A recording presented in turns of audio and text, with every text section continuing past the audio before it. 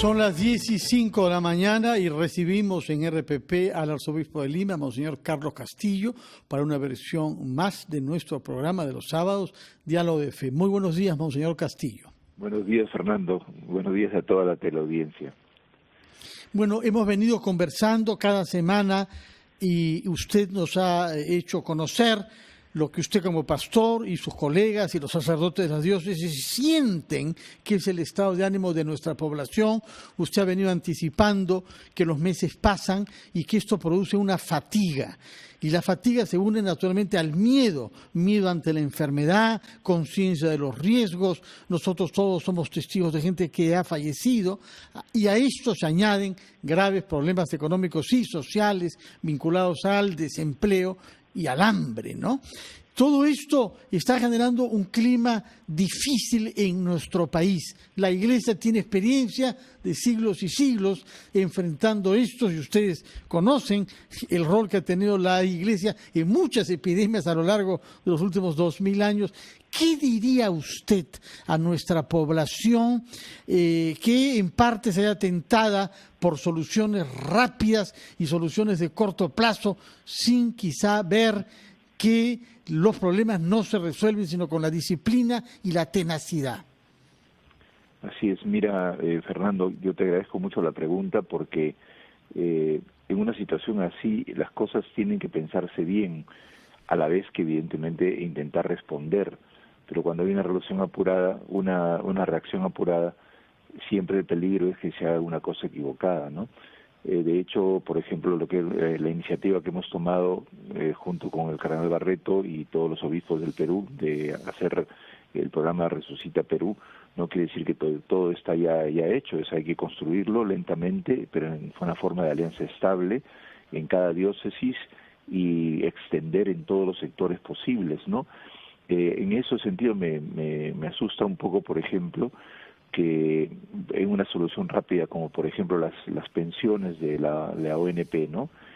Se decida una cosa así apurada y se afecte un sistema solidario que tiene que ver con las personas mayores y que vayan a retirarse los fondos de los menores y entonces se colapse el sistema y se afecte el futuro también de los propios jóvenes y evidentemente en el presente de los que no van a poder recibir. Son medidas apresuradas que requieren estudio y requieren un análisis profundo, sobre todo porque no es cuestión de hacer propaganda por algún motivo. A veces hay intereses propios que ven más, con esto nos ganamos a un grupo de gente, ¿no? Pero eso no es bueno para el país, para todos. Nosotros también estamos viendo, en el caso de la Iglesia, si pensamos bien las salidas, por ejemplo, en este momento, que yo creo que fue muy bien pensado y además actuado con mucha rapidez en Iquitos, todos los índices están bajando en Iquitos, ¿no? Porque se ha pensado bien las medidas del oxígeno y se ha ordenado. Y además, bueno, siendo una isla, Iquitos es más fácil también, ¿no? Pero, por ejemplo, eso, ¿no? O sea, si todos los sectores nos unimos, pensamos, orientamos, ayudamos con la ciencia, con la técnica, y oramos también en el sentido de que esperamos juntos, no, inclusive si no somos creyentes, pero todos aportamos, se crea un nuevo espíritu que permite no salir apurado por interés individual o personal, sino por el interés de todos. Y es difícil captar ese interés de todos porque estamos cubiertos con muchos intereses propios, ¿no? Pero yo creo que eso se puede conseguir. Me alegra en las intervenciones de la mañana todos los intentos y descubrimientos de vacunas y de esfuerzos que se están haciendo por el sentido del Pacto Perú. Son cosas importantísimas para que todos nos pongamos de acuerdo y pensemos esta realidad. El apuro no ayuda, a la vez que hay que hacer rápido. Hay una cosa que decíamos en Gerardo Andarén mucho, ¿no? Despacio, que estoy apurado. Sí. Ahora, ¿qué cosa dice el Evangelio? ¿De qué manera puede inspirarnos el Evangelio sobre estos temas? Jesús habla poco sobre dinero y creo que se equivocó cuando designó a su tesorero, ¿no? Me parece que lo de Judas fue una mala elección. Pero Hay el famoso pasaje de la parábola de los talentos, en donde Jesús reprochan a las personas que no han sabido usar el dinero que les encarga la persona que se va de viaje para que lo hagan fructificar. Es un elogio, en la parábola de los talentos es un elogio al saber producir y hacer crecer aquello que se tiene, no guardarlo, no estar pensando en sí mismo en forma angurrienta. En ese sentido, el Señor quiere que todos desarrollemos los talentos, pero no los desperdiciemos, ¿no es cierto? Tampoco, sino que saber usarlos y saber, sobre todo, cuando esas son capacidades humanas que necesitan ser promovidas. Hoy día todos podemos promover nuestras capacidades humanas y tenemos que saber ayudarnos para quitar un poco las costras que hay que impiden que todo lo bueno del ser humano se desarrolle, ¿no? Con esa actitud un poco apurada de que yo tengo que ganar plata, pero entendemos más productividad que generatividad, que capacidad de generar vida. Entonces no salen los valores más hondos que tiene el ser humano. Por eso es que hoy día más el texto bíblico que vamos a usar también vamos a leer, puede usarse para esta situación de forma muy interesante, ya comentaremos. Entonces, lo que usted siente que está detrás de esta tendencia, ya acabemos con el dinero de las ONP, ahora el dinero para cada uno, es que se rompe el principio de la solidaridad que llevó en los años 30, en la época del mariscal Benavides, a crear un sistema de seguridad para las personas de la tercera edad, un fondo solidario que no significa que cada uno guarde su plata ahí, sino que quienes cotizan hoy pagarán para el futuro y viceversa, ¿no? ¿Usted siente que hay una precipitación en tomar una decisión que satisface a corto plazo, pero que no tome en cuenta el conjunto de la demanda de solidaridad? Sí, es un rezago del liberalismo absoluto que ha habido en este tiempo. El liberalismo es bueno en la medida en que puede haber competencia, pero es malo cuando las personas se vuelven engurrientas y quieren solamente lo suyo, y se vuelven egoístas completamente. Y basados en ese principio, yo no puedo, digamos, por ejemplo, incentivar eso para poder ganar la aceptación popular, ¿no? Eso es lo que llamamos un populismo, ¿no? Y eso es necesario rechazarlo. No se puede, moralmente y humanamente y cristianamente es muy negativo. Yo apelo a todos los que tienen algo de fe cristiana o algo de fe en el Señor, no, sobre todo a esos sectores que en la representación nacional tienen fe, que unan y difundan esa fe de servicio a la gente, no de egoísmo, ¿no? Otro tema que va a poner a prueba nuestro sentido de la solidaridad es la vacuna. Hemos estado entrevistando antes de recibirlo a usted a un homónimo suyo, al doctor Carlos Castillo, del Ministerio de Salud, que nos ha dicho que hay que fijar prioridades para saber a quiénes aplicará la vacuna primero, a las personas de edad, a las mujeres embarazadas, a las personas con morbilidades, a los miembros de las Fuerzas Armadas y del Ministerio de Salud, etcétera. Y eso supondrá pues una aplicación a 30 millones de personas que tomará mucho tiempo. Y el Papa justamente esta semana ha tomado la palabra para pedir que se garantice que la vacuna sea accesible a todos y no solamente a los que poseen dinero para pagar por ella.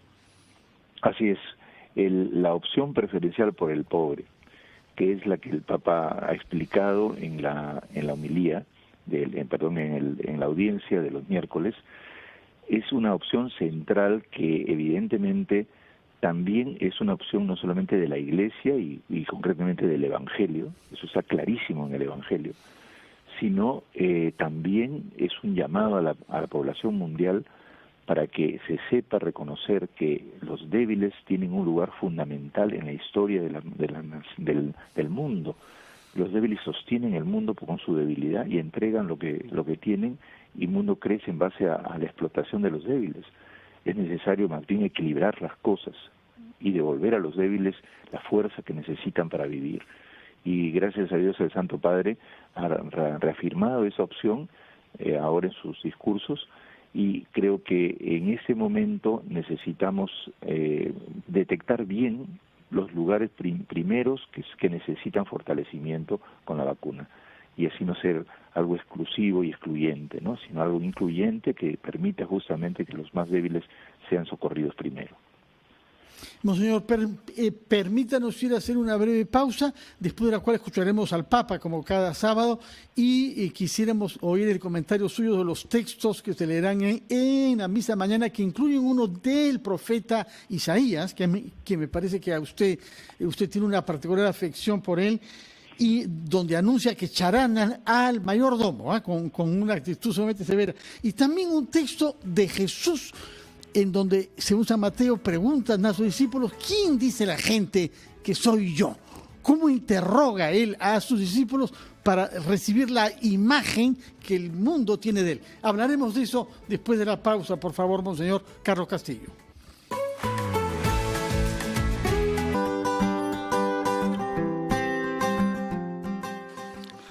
Queridos hermanos y hermanas, la pandemia ha dejado al descubierto la difícil situación de los pobres y la gran desigualdad que reina en el mundo.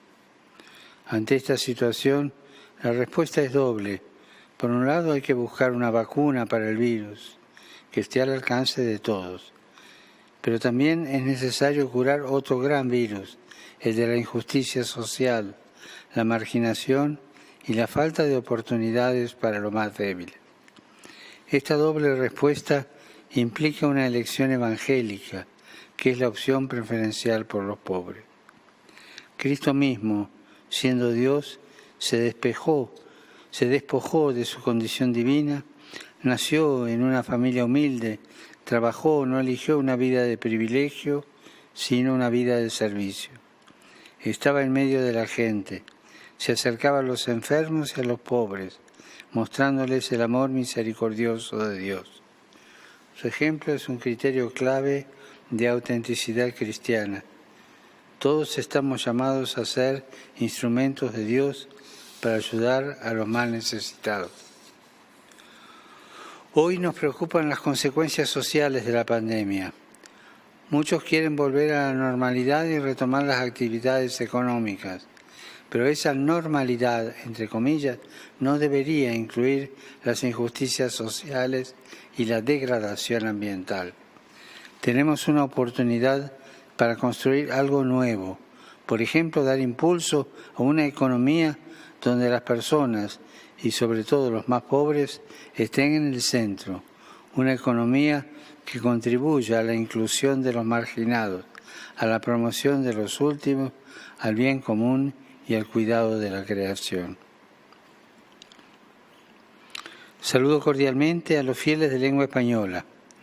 Pidamos a Jesús que nos ayude a curar las enfermedades que provocan los virus y también los males que causa la injusticia social.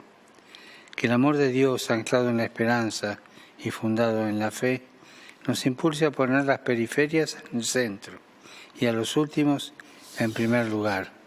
Que el Señor los bendiga.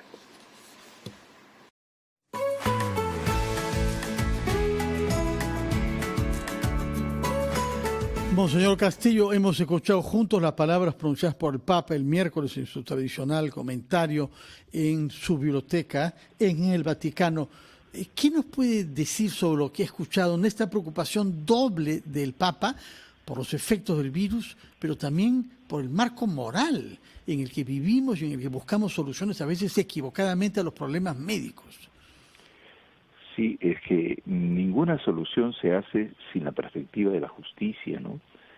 Entonces no hay soluciones estrictamente técnicas, hay soluciones que pueden estudiarse técnicamente o científicamente, pero ellas siempre están regidas por la respuesta a la demanda de salud y de justicia que tiene toda la gente, ¿no?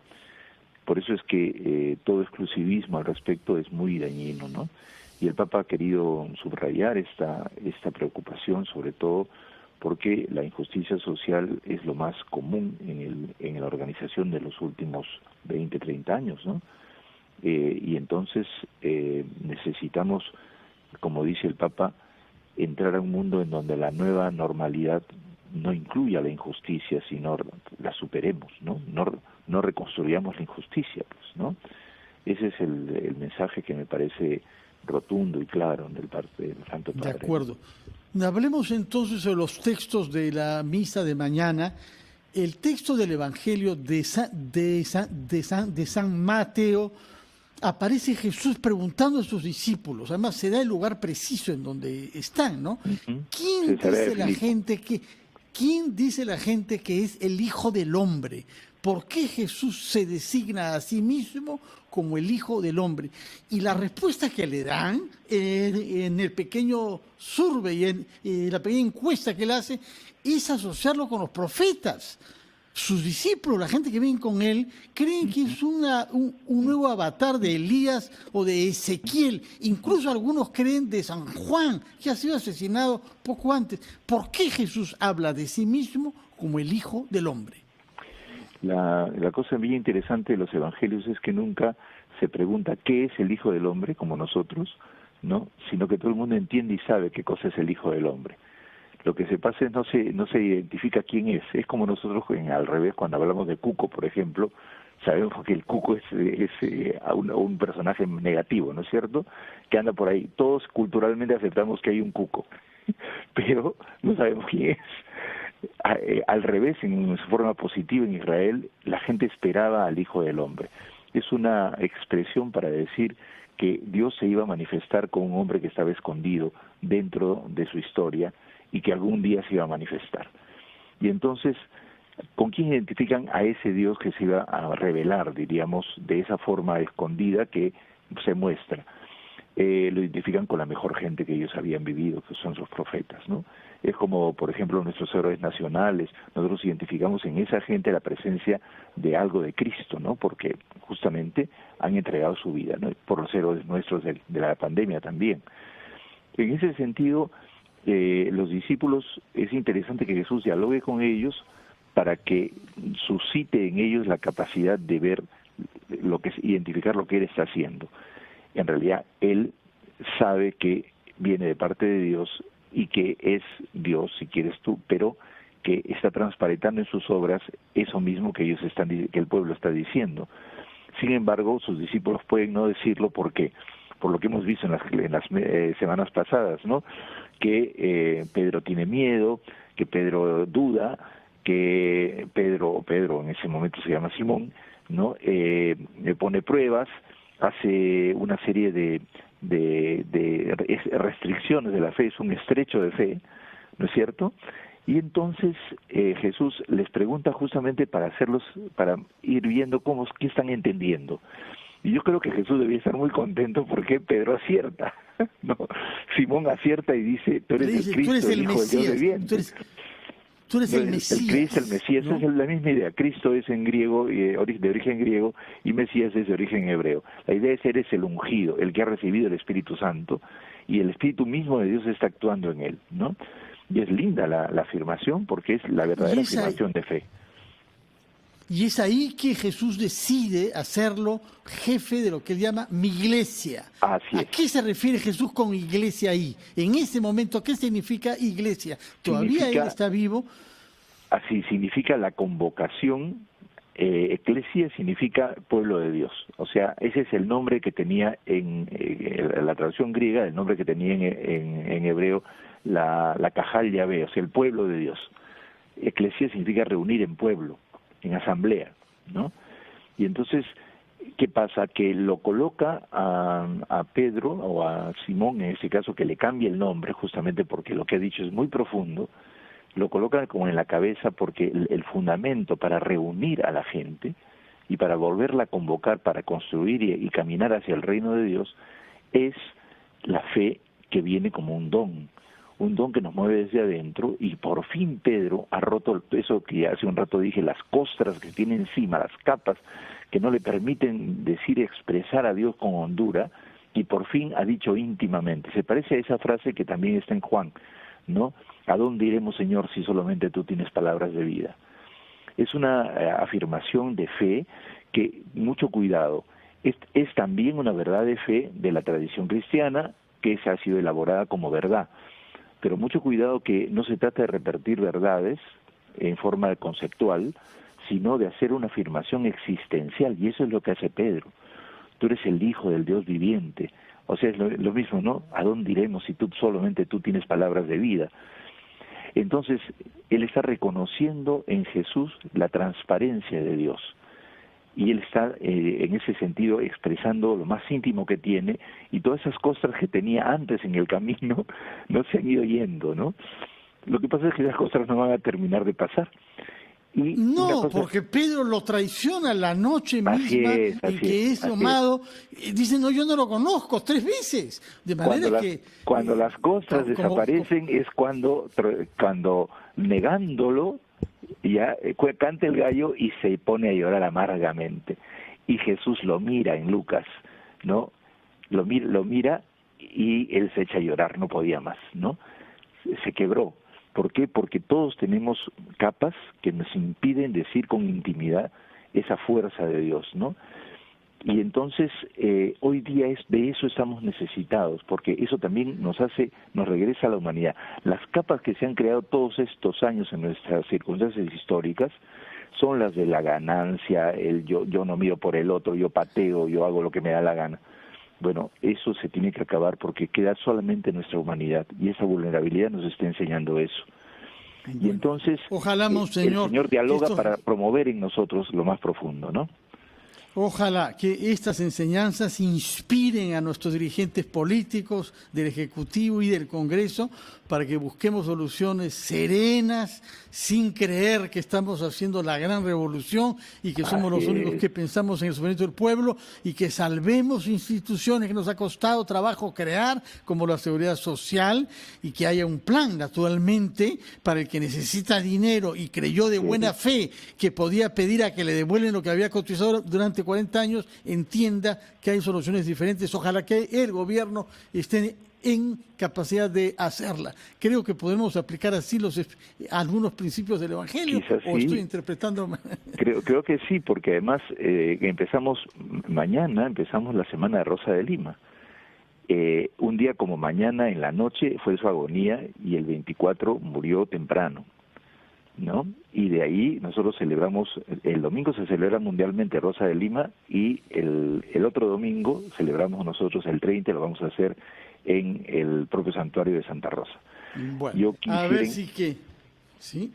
Quisiera que nos inspiremos en Rosa, porque ella fue una gran sinergista. Ella movió fuerzas en toda la ciudad para que todo el mundo se una entre circunstancias muy difíciles. Y yo creo que en eso tenemos que tratar de una nueva imagen de Rosa también, porque ella encarna muy bien a Jesús en las personas que sufren. Y por eso ella era muy solidaria, ¿no? Si nos salvó de los bravos piratas hace 3 siglos, podemos confiar en que también interceda para salvarnos de la muy mala situación que mucha gente está viviendo en el Perú actualmente. Así es. Monseñor, permítame pedirle su bendición para quienes esperan y cuentan con ella para sentirse respaldados en su esfuerzo por mantenerse trabajando. Padre bueno, cuando nos enviaste a Jesús y te revelaste a sus discípulos, nos dijo él, no se lo digan a nadie. Con eso mostró que era el que estaba escondido, y les dio un signo de que a Dios se le adora a través de la vida escondida de cada día y sus problemas, para poder hacer que tú, desde lo escondido, nos vayas cambiando a todos y cada uno, y así hacer de nuestra sociedad una sociedad mejor. Por eso es que también Rosa fue una transparencia de Dios para nosotros. Te pedimos que ella nos acompañe y suscite en nosotros la capacidad de amar, que es lo único que nos puede salvar. Bendice a nuestra ciudad, bendice a nuestro país, y ayúdanos a todos a unirnos, de todos los grupos, comunidades, empresas, financistas, universidades, todos, para que tu país, este país que Rosa llamaba una partecita del cielo, podamos vivirlo ya en la tierra.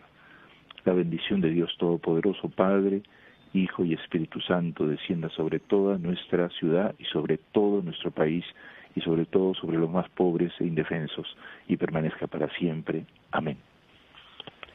Muchas gracias, monseñor Carlos Castillo. Ha sido Diálogos de Fe, programa de RPP, La Voz del Perú. Quédense con nosotros, ya viene Jesús Vélez con su programa familia.com. En este caso nos ayudará a saber cómo hacer para proteger nuestra privacidad y nuestras cuentas en Internet. Podrán hacerle preguntas. Doy el paso entonces a Jesús Vélez. Que tengan todos, usted, monseñor, y el público de RPP, muy buenos días.